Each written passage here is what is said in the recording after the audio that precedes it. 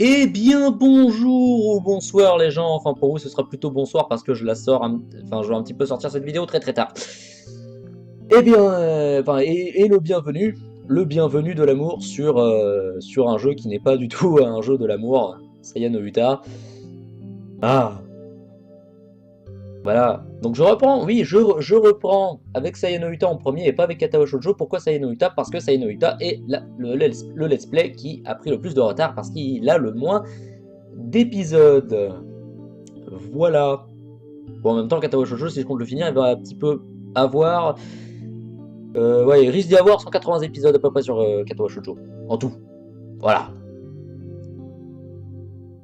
Bob Lennon a fait les Let's Play de Skyrim hein, à un moment. Voilà, il n'y a plus grand chose ne peut nous étonner.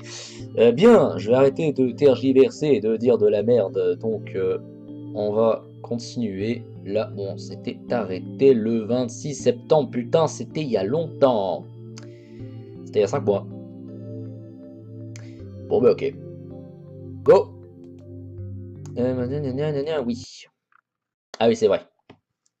On s'était arrêté là. Avec le suspense. Ok. J'ai essayé de prendre le train en serrant les dents, mais la foule à l'heure de pointe était si déplaisante que je suis descendu à mi-chemin, me décidant à marcher. Alors pour ceux qui viennent d'arriver et qui ne savent pas de quoi ça parle, en 5 mois vous devez avoir eu le temps de regarder les 3 épisodes, hein. Donc je vais considérer que vous l'avez fait, je vais être un gros schlag et rien dire de ce qui s'est passé avant. Voilà, et en même temps je me rappelle plus, enfin si je me rappelle, il y a eu un petit... un petit cliffhanger, comme on dit. Voilà. Donc on continue. Je suis vraiment en retard. Je me demande si Saya s'inquiète. J'espère juste qu'elle n'est pas furieuse. Bon, c'est toujours aussi gai chez nous. C'est cool. Ça, c'est censé être la porte d'entrée. Et quand j'entre de la cour, je réalise qu'on a laissé l'entrée grande ouverte.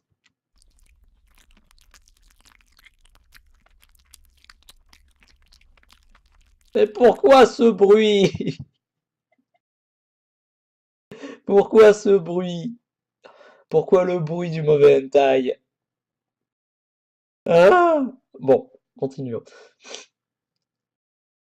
La lumière du salon s'infiltre jusque dans le couloir. J'entends des bruits comme ceux que ferait quelqu'un se léchant les babines. Non, ça fait pas ce bruit-là. Ça fait pas ce bruit-là. Et il y a une senteur dans l'air terriblement alléchante. Du sperme! Saya, je songe à l'appeler, mais décide à la place d'entrer en silence. Il y a une drôle d'odeur, et qui n'est pas totalement déplaisante. En fait, l'arôme est plutôt apaisant. Pour une raison ou pour une autre, ça me rappelle les cheveux de Saya. T'es totalement obsédé par cette gamine, mec. Ah oui, c'est vrai qu'il s'est amusé à tout repeindre. Et on se retrouve avec les magnifiques compositions de Saya no Uta, qui foutent le malaise. Enfin, pas autant que 4G de Earth, hein, faut pas déconner.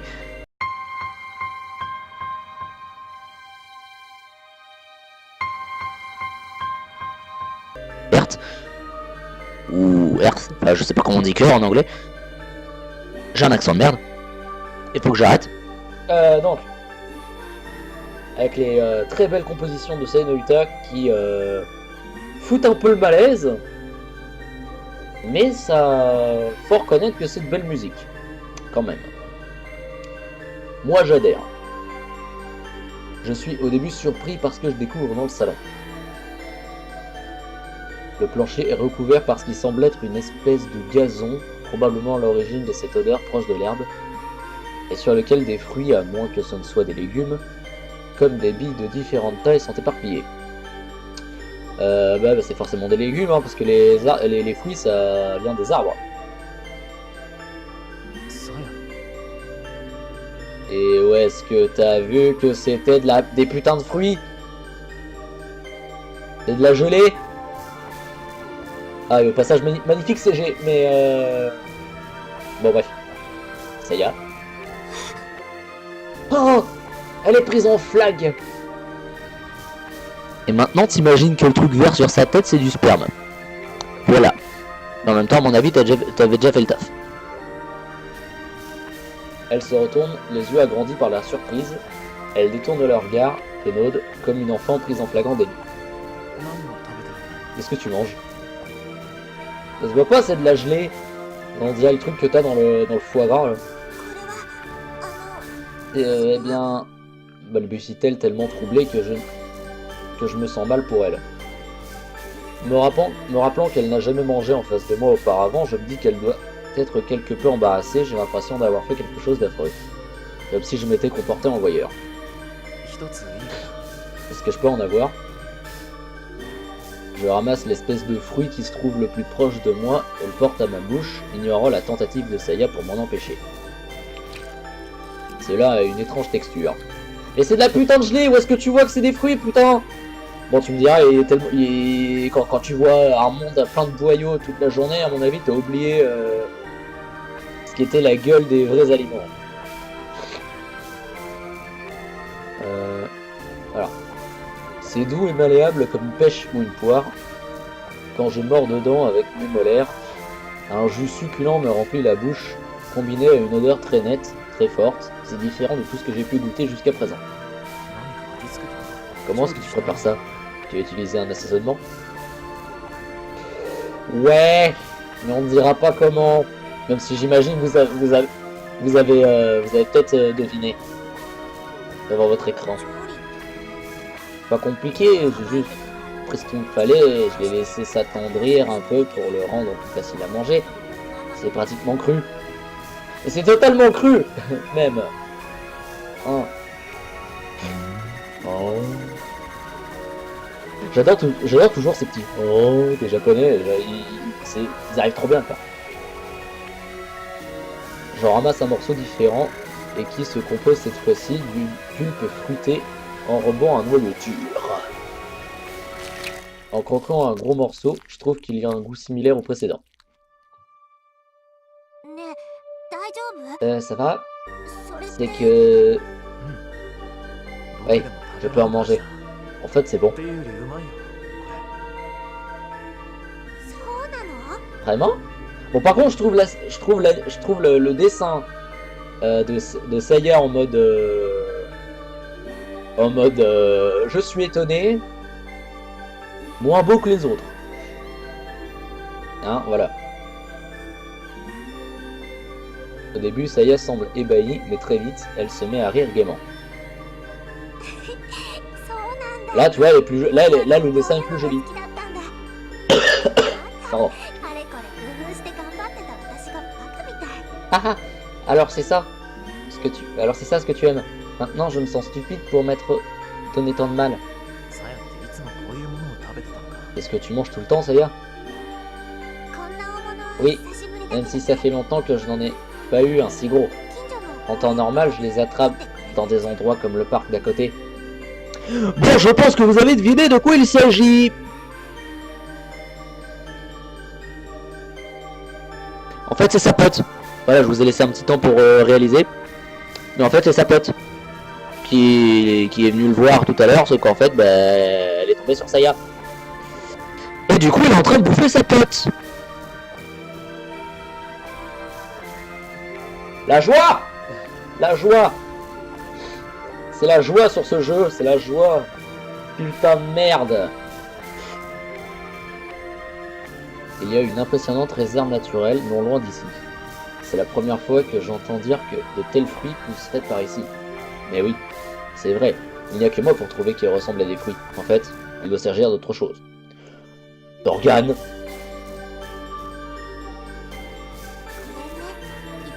Pardonne-moi, j'ai déjà mangé toutes les meilleures parties.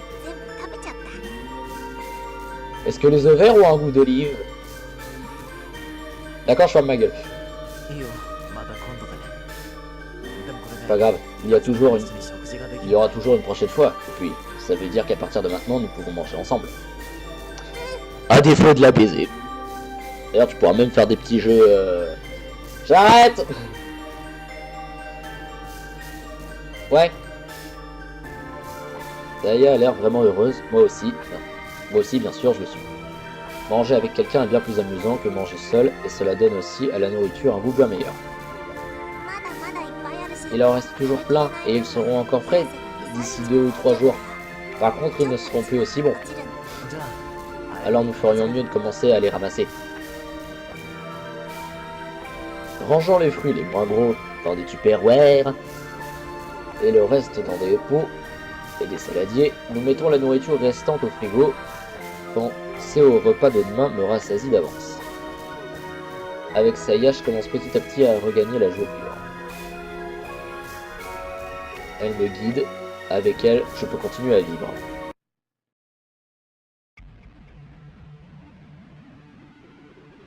Des histoires vraiment très effrayantes. Spécial hôpital. Ce soir dans Envoyé spécial. Et j'ai dit envoyé parce que j'ai le nez bouché. Fais chier. Bref. Chapitre 4. Le monstre de l'hôpital.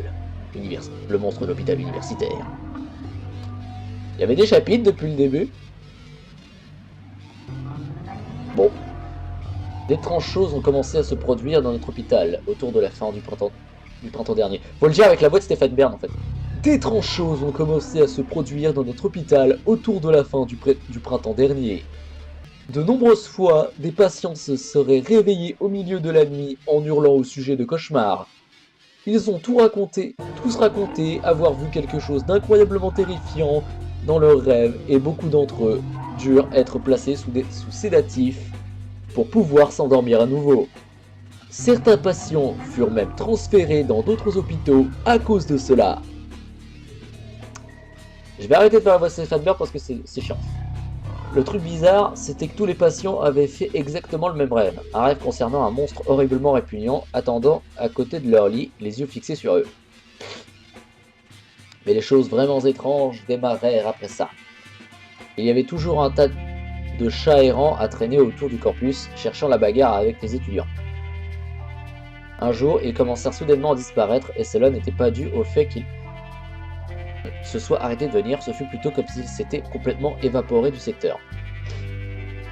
Puis les gens arrêtèrent d'emmener leurs chiens dans les environs. Selon les rumeurs, ce ne fut pas les propriétaires qui allèrent les promener ailleurs, mais bel et bien les chiens qui refusèrent de venir à proximité de l'école. Finalement, des choses commencèrent à disparaître de l'hôpital. Les organes, pour être précis. Voilà! Les organes qui avaient été récoltés pour des transplantations disparus des stocks. Des gens perdirent leur travail pour ça. Et cela ne se produisit pas seulement 2 ou 3 fois. Ils essayèrent de le dissimuler aux étudiants, chercheurs, mais nous avons entendu dire que la situation était bien pire que cela. Voilà, donc t'as compris que c'était Saya en fait. Les gens commencèrent à répandre des rumeurs comme quoi quelque chose vivait au sein de l'hôpital. Les gardiens tombèrent sur d'étranges dégradations qui ne pouvaient avoir lieu qu'au milieu de la nuit, des traces d'une chose ayant rampé dans les couloirs ou encore de mystérieuses taches sur les murs qui semblaient avoir été causées par un truc ayant dégouliné à travers le plafond. C'est stylé le synthé. Beaucoup d'infirmières des équipes de nuit prétendirent avoir entendu d'étranges bruits les jours où les patients se mettaient à crier à cause de leurs cauchemars. Il reste une dernière histoire, une de celles que vous ne pourrez jamais mentionner dans l'enceinte de l'hôpital. Un jour, le département obstétrique, je sais pas ce que c'est, on s'en fout, devint complètement fou. Complètement fou, putain de nez bouché. Ta gueule le téléphone! Ils prétendirent qu'un nouveau-né avait totalement disparu durant la nuit. Ces incidents suspects stoppèrent soudainement vers la fin de l'été. À présent, il n'y a presque plus de patients pour se plaindre de cauchemars et les chats ont commencé à revenir sur le campus. Mais qu'est-ce qui a bien pu se passer cet été à l'hôpital? Encore maintenant, cela me donne la chair de poule rien que d'y penser.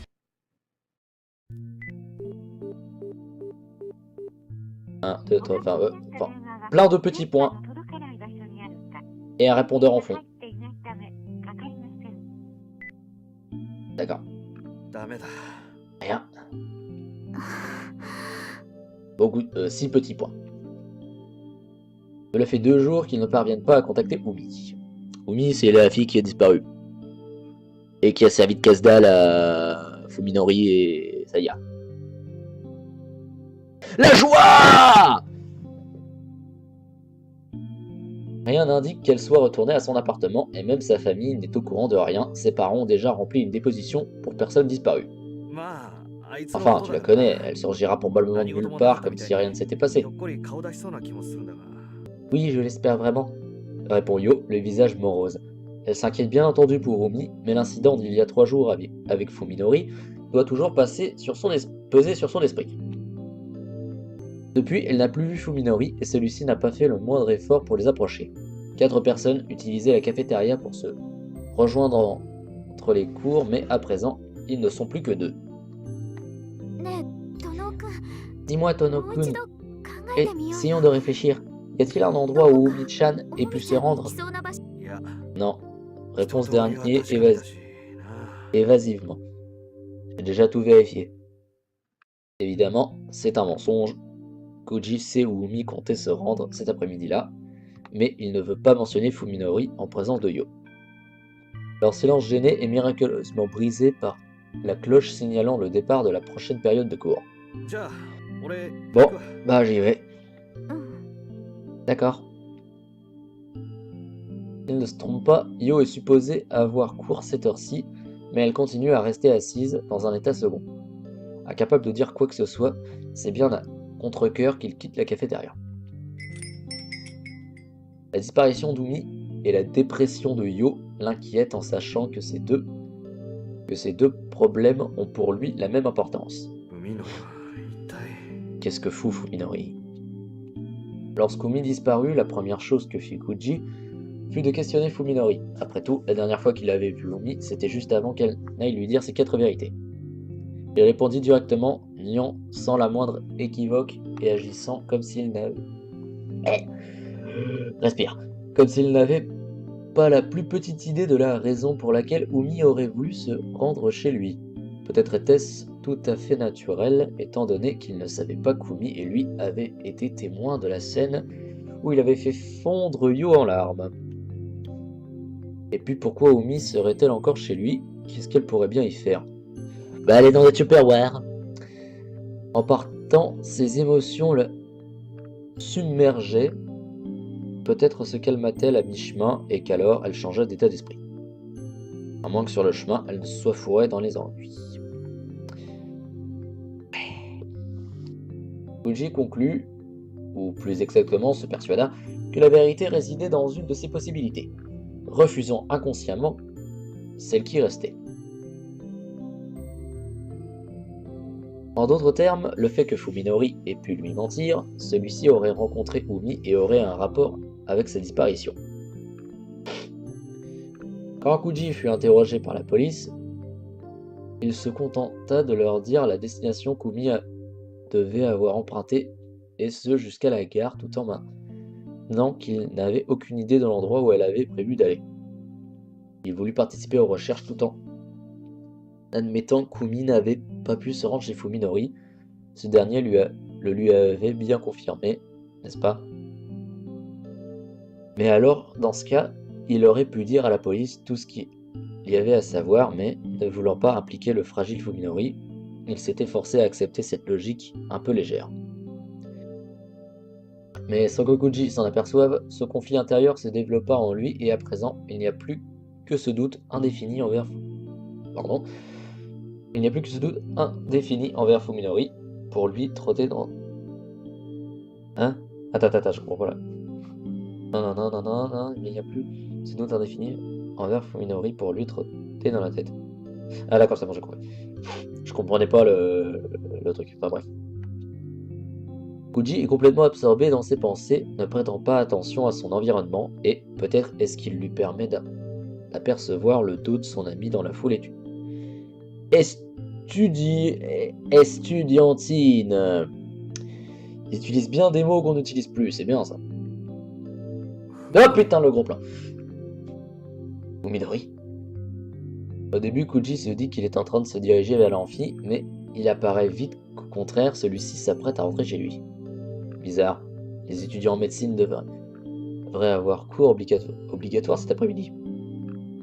Bien que surpris, son hésitation ne dure qu'une seconde. Il suit son ami, faisant attention à garder suffisamment ses distances pour ne pas être repéré. Fuminori n'était pas en train de rentrer chez lui, ce qui devint évident quand il monta dans un train se dirigeant dans la direction opposée. Son estimation suivante fut qu'il se rendait à l'hôpital universitaire T pour voir son médecin, mais Fuminori alla tout droit jusqu'au terminus. Où peut-il bien aller? Je suis un très bon acteur.